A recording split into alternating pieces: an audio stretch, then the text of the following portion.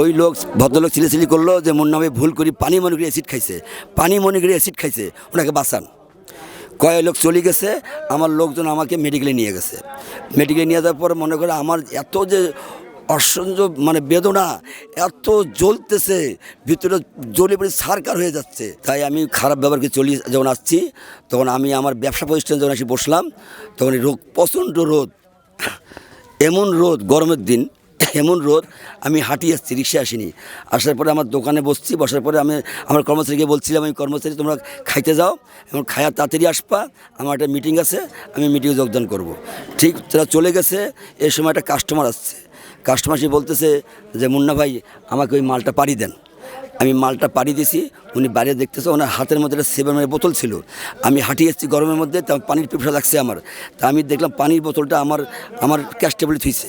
আমি নারী দেখলাম ককটা যে এটা খোলা, এটা 7-আপ নয়। তা আমি এটা পানিটা খাওয়া যাবে, ওনাকে না বলে আমি পানিটা মুখ দিছি। খাওয়ার পরেই উনি বলতেছে মুন্না ভাই এটা কী করলেন, এটা তো পানি নয়, অ্যাসিড। এটা পানি নয়, ব্যাটারির অ্যাসিড এটা। অ্যাসিড? হ্যাঁ, অ্যাসিড। যেমনি কথা বলছে আমার খেয়ে ফেললেন? আমি এক ডোজ খেয়ে ফেলেছি। খাওয়ার পরে আমার ভিতরে যেমন কী শুরু হলো জানেন, যেমন অক্টের মধ্যে ম্যাশ ঠুকি দেয়, সেমনিভাবে ফট করে আগুন লেগে যায়, আমার ভিতরে জ্বলাশুরি করে দিল। আমি ধাপ করে পড়ে গেলাম। ওই লোক ভদ্রলোক ছিলেছিলি করলো যে মুন্না ভাই ভুল করি পানি মনে করে অ্যাসিড খাইছে, পানি মনে করে অ্যাসিড খাইছে, ওনাকে বাঁচান। কয়েক লোক চলে গেছে, আমার লোকজন আমাকে মেডিকেলে নিয়ে গেছে। মেডিকেলে নিয়ে যাওয়ার পর মনে করে আমার এত যে অসহ্য মানে বেদনা, এত জ্বলতেছে ভিতরে, জ্বলে পড়ে ছারকার হয়ে যাচ্ছে। তারপর আমি কান্দাকাটি করতেছি, আমাকে ঘুমের ওষুধ দিছে, তা আমি ঘুমাইতে পারি না আমি। তারপর পরের দিন স্বপ্নে দেখি খাজা বাবা ফরিদপুরি কেবলাজান সাহেব আমার সামনে হাজির হয়ে গেছে। সাথে ওনার সাথে আরেকজন ছিলেন, যা বলতেছেন যে বাবা কে বলছি তুই মারা যাবি, এই দপ্তরে যে খেজমত করে মোজাদ্দেদ দপ্তরে, তার কোনো দিন অপমৃত্যু হতে পারে না। তাই তুমি খেজমত করো এই দপ্তরের, তাই তোমার অপমৃত্যু হবে না, তুমি মরবে না, আমি তোমাকে বাঁচাবো। আমি সেটা হলো আমাকে বলতেছে বাবা তুমি চুপচাপ শুয়ে থাকো, আমি তোমাকে এখনও অপারেশন করব। তারপর আমি স্বপ্নে দেখতেছি যে আমার পেটটা ফেরে সম্পূর্ণ নাড়ি ভুড়ি বার করছে। বার করার পরে তারপর 2টা গামলা দেখছি, গামলার মধ্যে বিশেষ সুন্দর সুন্দর পানি, সুন্দর সুন্দর যন্ত্র, আমাকে ওই এক এক করে খুলিয়া ধোয়া মোছা করিয়া আরেকটা গামলা থুইতেছে।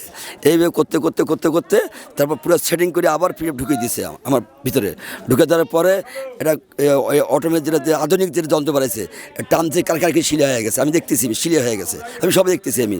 তারপর আমাকে বললো বাবা তোমাকে এই যে সেলাই করে দিলাম, তোমাকে অপারেশন করে দিলাম, তাই বিদায় তুমি 6 মাস চলাফেরা করবা না, 6 মাস বাথরুম ছাড়া কোথাও যাবা না, আর হলো লিকুইড খাবা, আর ঠান্ডা খাবা, আর হলো ভাত যদি খাও মারি ভাত খাবা।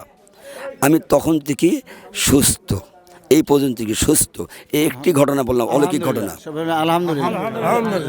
ইনি হলো আমার বন্ধু মানুষ, আমি আশা গেলে বিশ্বাস করতাম না, তো ইনার সঙ্গে সবসময় চলাফেরা করতাম। তো ইনি বললো যে চলেন একবার ঘুরে আসি। আসবো না তো 5-6 বছর পর শখে বসে আর কি এমনি ঘুরতে আসছি। তো আমি তো জানি যে এখানে খারাপ কিছু হয় বা অন্য কিছু হয়, এই জন্য আসছি দেখতে, পিকনিকের মতো করে আর কি। পরে আসছে তখন দেখতেছি, দেখে আমার মাথা নষ্ট হয়ে গেছে। পরে আমি প্রতি বছরে এখন উনি আবার লোক ম্যানেজ করে লোক ম্যাচ নিয়ে আসি। এই যে আপনি কি করেন? অনেক আছে। আমি ছোটোখাটো একটা চাকরি করি।